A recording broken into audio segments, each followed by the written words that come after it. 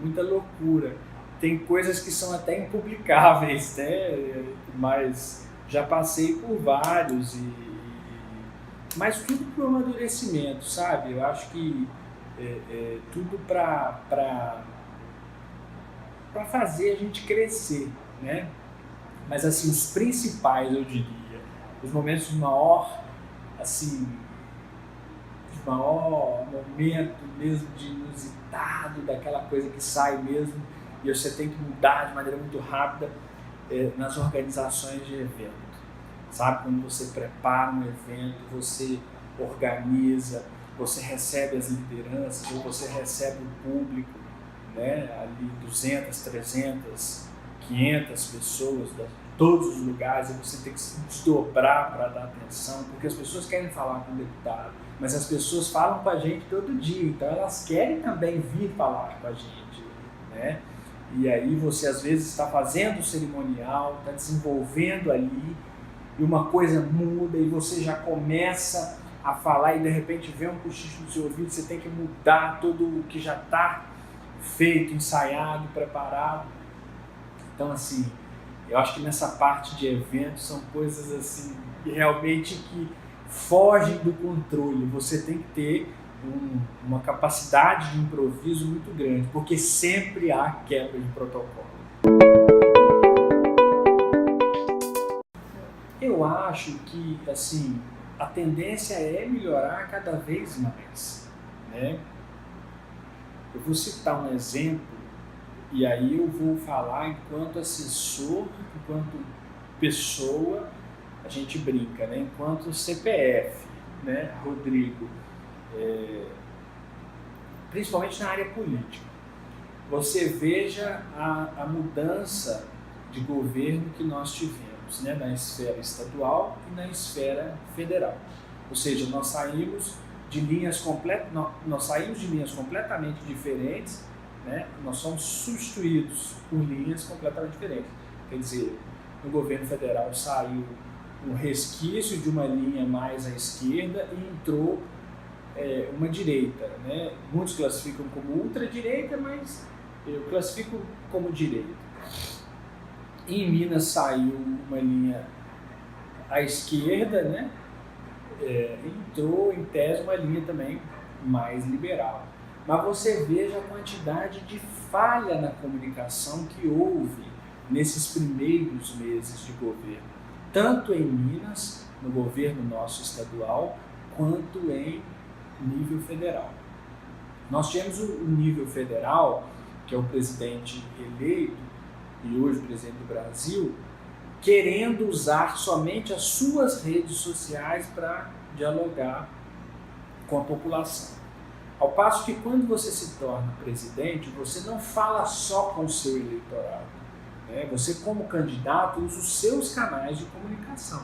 Você, enquanto presidente da República, você é presidente de todos que votaram em você e que não votaram em você, correto?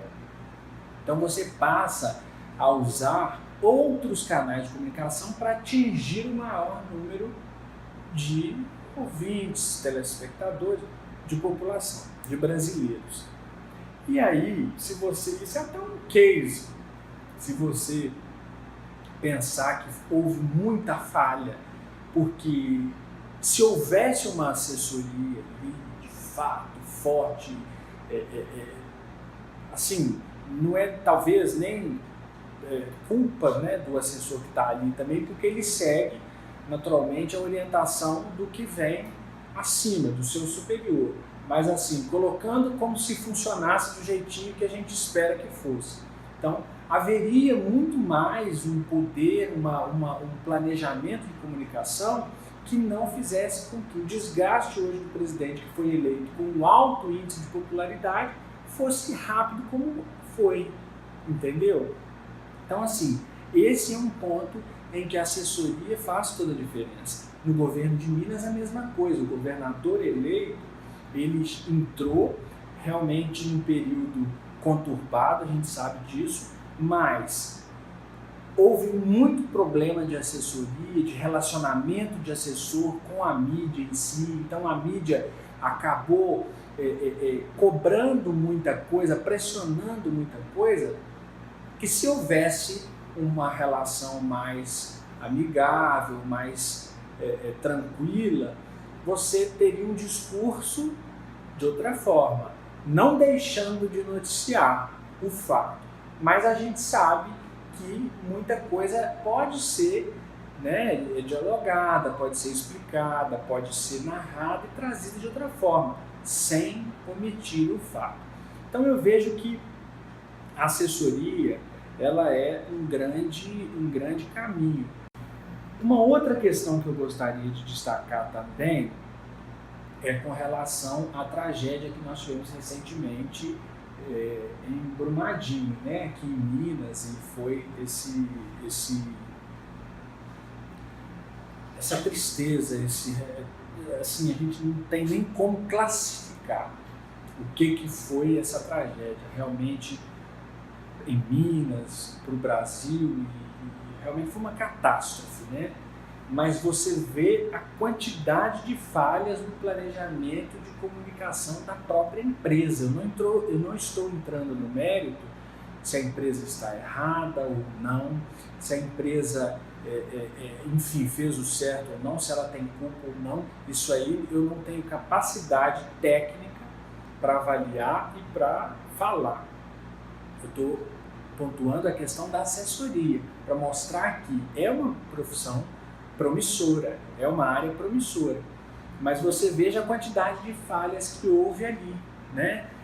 Desde a tragédia de Mariana, depois agora Brumadinho, você vê que há uma omissão por parte da empresa muito grande, principalmente no que diz respeito à comunicação. Eu particularmente acompanhei muito os trabalhos dos bombeiros e passei a seguir os canais oficiais do Corpo de Bombeiros. Então, os bombeiros traziam informações muito mais concretas do que a própria empresa. E houve ali uma falha, porque o setor de assessoria, que normalmente é o que cuida, junto com a administração, com a alta cúpula da gerência de crises, eles deixaram, na minha opinião, a desejar. Entendeu? Eles é que tinham que ter assumido o controle da situação e tentado amenizar ao máximo possível o tamanho da tragédia. É importante dizer o seguinte: a tragédia tem tamanho incalculável, principalmente na vida das pessoas, das famílias que perderam pessoas. Mas nós estamos falando do ponto de vista profissional, analisando ou passando por cima, rapidamente comentando, da questão da assessoria da empresa em questão, né? Então, assim, é importante deixar isso claro, porque a tragédia realmente foi sem precedentes no Brasil.